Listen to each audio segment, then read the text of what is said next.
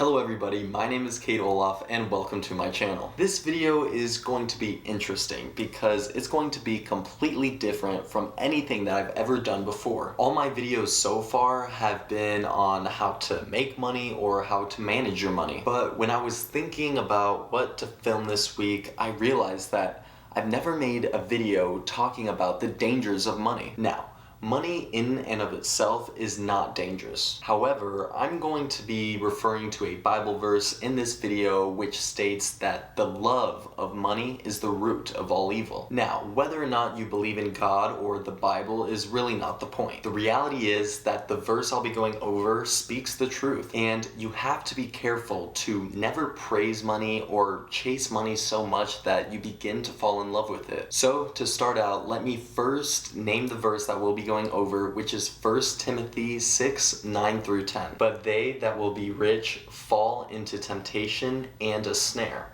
and into many foolish and hurtful lusts, which drown men in destruction and perdition.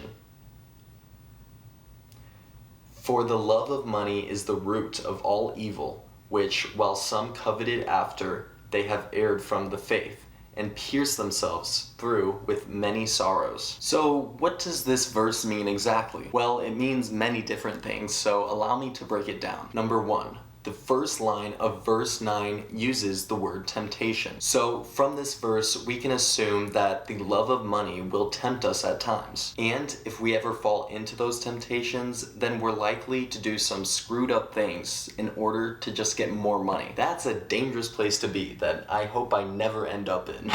Number 2, verse 9 also uses the word snare, which means something deceptively attractive.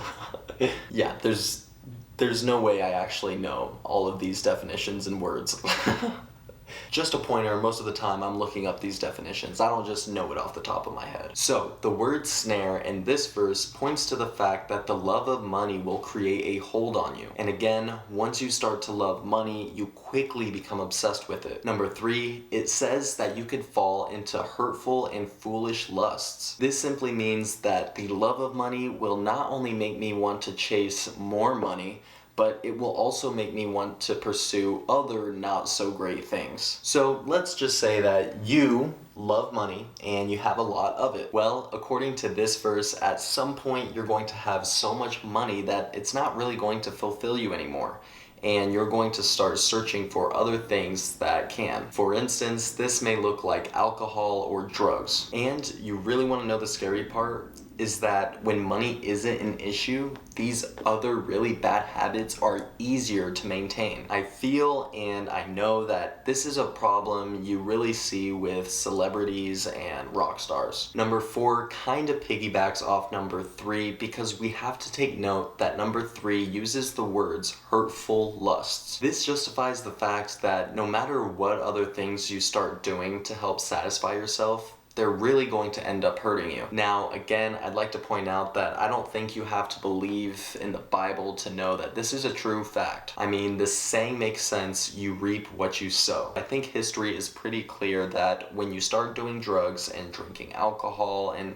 involving yourself in things you shouldn't be a part of, you're gonna end up hurting yourself. Number 5 is perdition, which, yeah, pretty much just means utter destruction. That's intense, but it's true. If anyone watching has ever had a family breakup because of money, let me be the first to say that I am truly sorry. And if you're watching and you have never heard of this happening before, believe me when I say it happens more than you think. To think that something as shallow as money could divide families makes me sick. But the reality is that it happens, and it's because people love money. A huge tip for everyone watching: be very careful who you do business with, because you may think they're one person on the front end, And then money gets involved and they completely change up on you and rip you off. Number 6 states that money will cause you to divert. This simply suggests that the love of money will cause you to turn away from all your morals and beliefs. This kind of goes in hand with what I just said. Let's say before you started to love money that you were a family person. You genuinely cared for your family and you spent a lot of time with them. Well, if you were a big believer in family before,